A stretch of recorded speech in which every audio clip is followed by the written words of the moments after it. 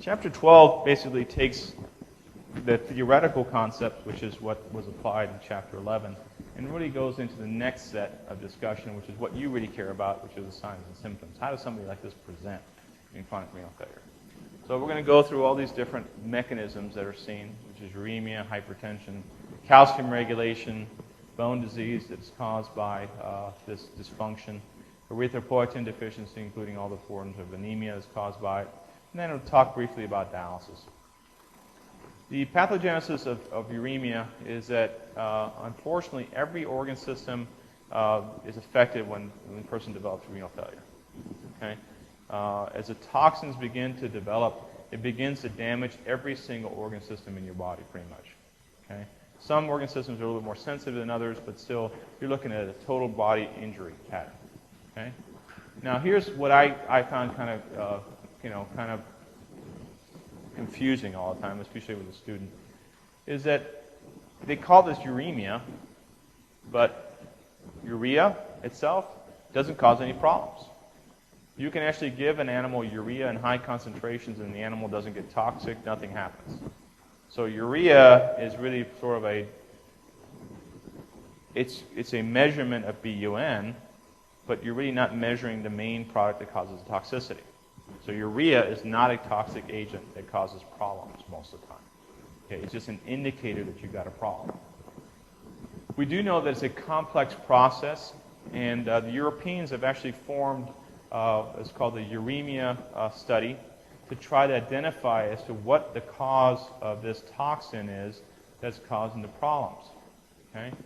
We do know that it's a complex process because the person has an inability to reabsorb essential nutrients and elements. They also have this failure to absorb or remove toxins. They also have failure to filter. They have failure to terminate action of hormones and failure for the kidney to produce hormones as well. So this is a complex process of renal failure. Now, the intact nephron with the thing which I talked to you about before. Remember we talked about how the conveyor belt comes at you faster? Well, this is another way of looking at it. Okay, you have two cars down here. One is very much desirable, okay, and the other one is kind of like, okay, I don't have any money, okay, okay, but they both work, okay. They both can put you inside the vehicle and they can travel a distance and deliver you there. Okay, they are automobiles. Okay, so even though you may have a Yugo as a kidney, doesn't mean that it's not going to do its job. Okay? Now, a Yugo, in comparison to a Lamborghini, okay, has a different efficiency rating. Okay? A Lamborghini can go around 200 miles an hour. Okay? Now, of course, nobody can let you drive that in these roads, but if you were in the Autobahn, that'd be fine. But the Yugo would struggle at 60. Okay? But it's still going to get you there. Okay? But just the efficiency level is really low. Okay? The nephron of a Yugo, let's say, is about less than 80%. So about the efficiency, as long as you have less than 80% damage, the kidney will continue to work. Okay? You'd rather have the 100% and get faster there and and you have a nice life and everything else is great, but that's the way it is. So the damaged nephrons work at the best capacity. As you lose nephrons, the remaining ones increase their workload. And failure is due to insufficient numbers rather than the failure of the nephron. Okay? And eventually failure leads to what we call the symptoms of uremia. Okay? Now, uremia is a very complex process. Now, I've done this for two ways. Some people like it this way, and I've got a table, and the next one to follow it is the same thing. Some people like tables, so I put it on this next slide. Okay, so I'm going to sort of skip over the next slide. Basically, what you see is that it is affecting every single part of your body. Okay? It'll affect the musculoskeletal system. It causes renal osteodystrophy, muscle weakness, decreased growth in children, what's called an amyloid arthropathy, which damages the actual joints. Hematologically, you'll get anemia and platelet dysfunction because of lack of erythropoietin production for anemia. The actual platelet dysfunctions, rather the platelet numbers are okay, but the platelets just don't work, okay, from uremia. Electrolytes could also be an issue. The one specifically you're looking for always is hyperkalemia. You may also get hypocalcemia, hyperphosphatemia, which then can bind to calcium, which causes a calcium depositional disease, which can be very dramatically bad. You can have dermatological problems where they don't clear things and you get pruritus. Neurologically, these people develop encephalopathy, peripheral neuropathy, seizures, all sorts of bad things. Okay? Cardiovascular, you'll get failure, hypertension, volume overload, in other words, pericarditis and pericardial effusions. Endocrine-wise, you get carbohydrate intolerance, hyperlipidemia, sexual dysfunction. And gastrointestinally, these people develop anorexia, nausea, and vomiting. So these are the typical things. The same thing as I showed you. This is the same as this. Okay? This is just easier for some people to study, which is whatever is easier for you. Now, one of the things that does happen is that you get diminished excretion of electrolytes and water. A steady state does develop in chronic renal failure is that the sodium, potassium, and water balance can still be maintained if you have up to 80% of renal function of GFR. That's pretty impressive. So the Hugo does a good job. It gets you back and forth. It's nothing fancy, but it gets you there. Okay. Now, once you tear it apart, you know, if you make the Hugo run at 200 miles an hour for maybe 200 miles, it will start falling apart on you. Okay. You'll overwear it out, and then you'll start going into what we call end-stage renal disease. Okay. Unfortunately, things that will not do well, okay, is that phosphate retention becomes an issue. Okay. The other thing that really does not get well absorbed or secreted properly is hydrogen and ammonium ion secretion cannot be maintained in the earlier process of the disease, so that person develops increasingly more metabolic acidosis. So that's a pretty common sign. Okay? The metabolic acidosis is going to lead to problems with bone breakdown, and it's also going to cause muscle breakdown and weakness. You also will see a reduced excretion of organic solutes. Remember, the proximal tubule is very important for reabsorbing stuff. Okay? And also is excreting it, which is they're secreting it out as well. So you get uremic toxins can develop. So these, urea and creatinine are basically not toxins, but they're just indicators. Okay, so you can't ever. Somebody tells you, well, the BUN is really high. That person needs dialysis. No. Do they have any symptoms? Yeah, they're nauseous and vomiting, and they're feeling really like terrible. Well, then they have uremic symptoms. That's different.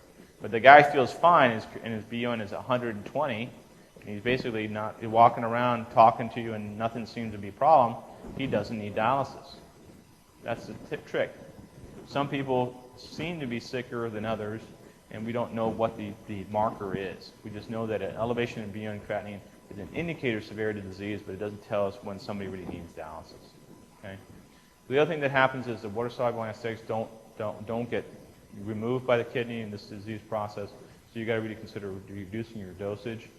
And the accumulation occurs when your GFR is less than 10 milliliters per minute, okay, which is less than 10% of the normal GFR. That's when things get to be really ugly really fast. This is nowhere in your book, but I went searching for it because you know what, it drove me crazy. What are the possible causes of uremic toxins? So I looked it up, and sure enough, it got pretty long. Okay. Especially retyping all this up was a nightmare, okay? But they basically break them down into small water-soluble molecules, protein-bound solutes, and middle molecules. But you can see it's pretty much everything in the kitchen sink, as you can imagine from a chemist's point of view. And a lot of the stuff is bad. What's interesting is that they put urea in here as well, and I marked it off as a line, which is not, this does not cause symptoms. Even though it's considered a toxin, possibly, it does not cause symptoms in a person.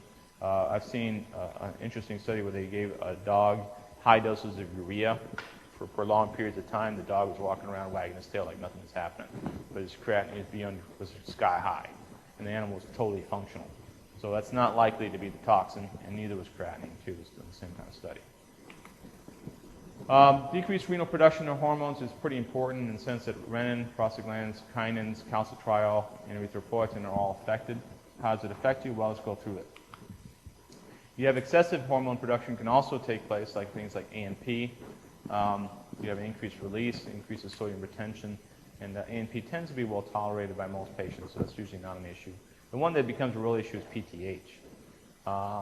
And hypersecretion is a real problem because PTH, what it's basically trying to do is it's trying to increase your intravascular calcium levels. Okay, it is monitoring, the parathyroid hormone is monitoring your intravascular calcium levels and trying to maintain them at a steady state. Okay? So if you have hypocalcemia, PTH cranks up to try to keep the calcium levels up. There's really one problem with this disease process. What can't the kidney get rid of? Can't get rid of phosphate. Okay? Is PTH monitoring phosphate levels? Nope. All it cares about is calcium. Okay? But if phosphate levels get too high, what happens to calcium when it begins to be increased in the bloodstream? I'll show you in a second. Okay? It binds together and then literally crystallizes.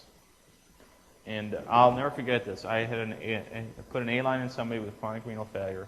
The guy was severely hyperphosphatemic and has been chronic for several years. And we put the arterial line in, and when I heard the arterial line go in, I heard it go crunch. And then I got a flash, and I put the catheter in, no problem. Okay?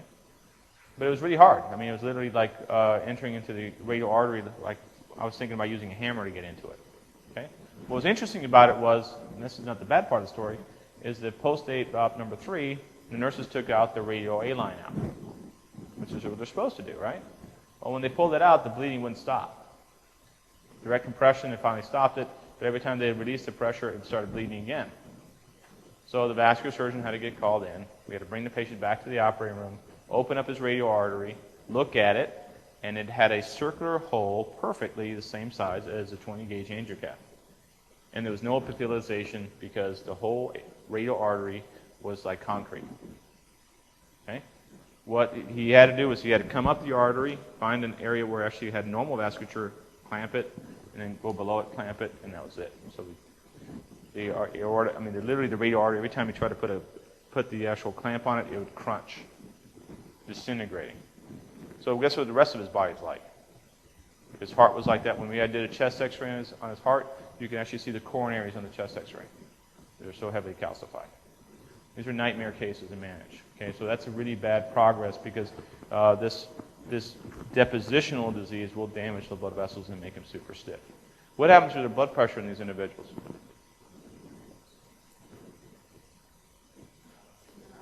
They're hypertensive, which means their systolic pressure is high. But what about the diastolic pressure? Right. The diastolic pressure is almost nil. Okay, it's really low. So the blood pressure cuff machine was going crazy because it would only get the top number, and then it would keep cycling and basically fail. And it could not get the diastolic pressure at all. Okay, it was having a hard time figuring it out. It was a hard time figuring out the mean anyway. So.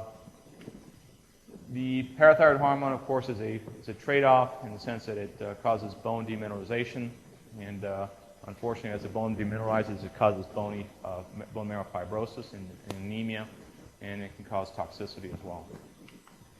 So let's look at normal calcium and phosphate regulation first, and then we'll go into the disease process. So this is a little bit of a review. We've already talked about this before, but again, so some of these pictures will become a little bit more consistent.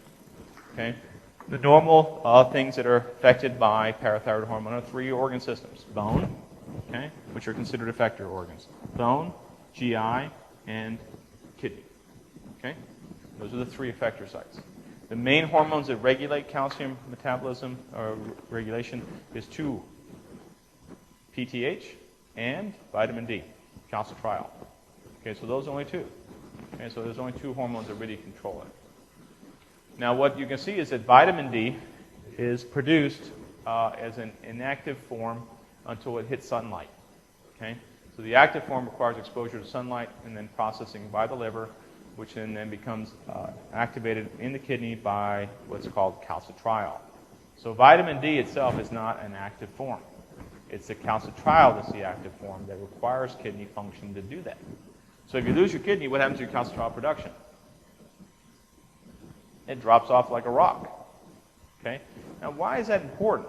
Well, because one of the things that calcitriol does is that it elevates in situations where calcium level is getting too high, right? Okay? So calcitriol basically stops the release of any further calcium from the bone. So it inhibits it somehow. Okay? And the way it inhibits it is it goes back to the parathyroid hormone gland when it gets to be high enough levels and inhibits the secretion of parathyroid hormone. So then calcium no longer is being pumped out of the bone. But if the kidney doesn't produce calcitriol anymore, what happens? That negative feedback goes away. So PTH begins to produce way too much, and the bone just keeps wasting and wasting and wasting away on you. Okay? That's one of the reasons. The vitamin D, when it forms a calcitriol, the direct effect is that it stimulates calcium and phosphate intestinal absorption, okay, and controls what comes into the body. So it pulls in both calcium and phosphate. Okay? Indirect-wise, it enhances parathyroid hormone reabsorption, leading to calcium and phosphate release, and it may decrease urinary excretion of calcium and phosphate. The net effect is basically an increase in calcium and phosphate extracellular levels. But the other effect, which is not sort of here, which is further down the road, which is the next slide, is that it inhibits it. Inhibits calcitriol, parathyroid hormone. So let's look at parathyroid hormone. Okay? Parathyroid hormone, of course, is a hormone that's being secreted by the parathyroid glands. Those are the 4 little glands that are sitting behind your thyroid. And basically, they're trying to control extracellular calcium levels. Okay? What they're trying to do is they're trying to increase the release of parathyroid hormone, things like decreased calcium levels and increased phosphate. So when you get hypocalcemic, parathyroid hormone really kicks up. Okay?